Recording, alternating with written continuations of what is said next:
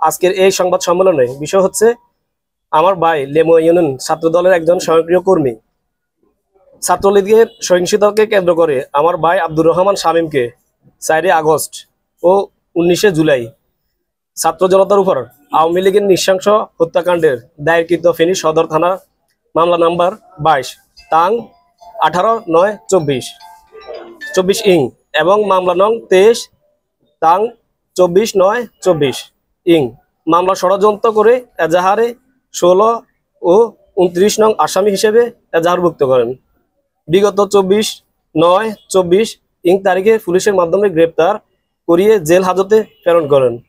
উক্ত ষড়যন্ত্রমূলক মামলায় গ্রেপ্তারের তীব্র নিন্দা জানাই এবং ষড়যন্ত্রকারী নিজ দলীয়দের বিরুদ্ধে ব্যবস্থা গ্রহণ, জামিন ও মামলার থেকে দায় মুক্তির জন্য বাংলাদেশ জাতীয়বাদী দল বিএনপি উদ্বর্ত কর্মপক্ষের দৃষ্টি আকর্ষণ করছি। আমার ভাই আব্দুর রহমান শামীম বিগত বৈষম্য বিরোধী ছাত্র আন্দোলনে দলের জন্য যথেষ্ট ভূমিকা রাখে। ছাত্রদল করার কারণে বিগত সময়ে মামলা, হামলা ও ছাত্রলীগের হাতে মারধর ও নির্যাতনের শিকার হয়।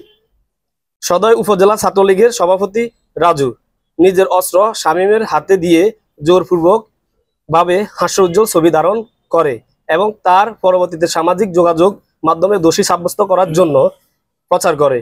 আমার ভাই তার হীন কাজের তীব্র নিন্দা জানাই। সন্ত্রাসী রাজুর বিচার দাবি করছি। বেশি পাকা টমেটো আর সিক্রেট রেসিপির কম্বিনেশনে তৈরি প্রাণ সসের বস। বিগত 19 জুলাই 4 আগস্ট আন্দোলনের বলিষ্ঠ ভূমিকা রাখার কারণে আমার ভাই আব্দুর রহমান শামীম গুরুতর আহত হয়। তার এই আত্মত্যাগ দলীয়ভাবে প্রশংসনীয় হয়। বিগত 11/9/2024 তারিখে আব্দুর রহমান শামীমকে নিজ দলীয় আবদুল্লাহ আল মামুনের সাথে দলীয় গ্রুপিং নিয়ে কথা কাটাকাটি হয়। উক্ত কথা কাটাকাটির কারণে মামুনেরা আব্দুর রহমান শামীমকে মারধর করে। উক্ত ঘটনায় শামীম বাদী হয়ে ফেনী সদর থানা একটি অভিযোগ দায়ের করেন। উক্ত অভিযোগ করার কারণে শামীমকে বিএনপির প্রভাবশালী কয়েকজন নেতা এই মামলায় ষড়যন্ত্র করে এজাহারভুক্ত করে গ্রেপ্তার করায়। আমি তাদের উক্ত কাজের তীব্র নিন্দা জানাচ্ছি। আব্দুর রহমান শামীম একজন স্বয়ংক্রিয় ছাত্রদল নেতা।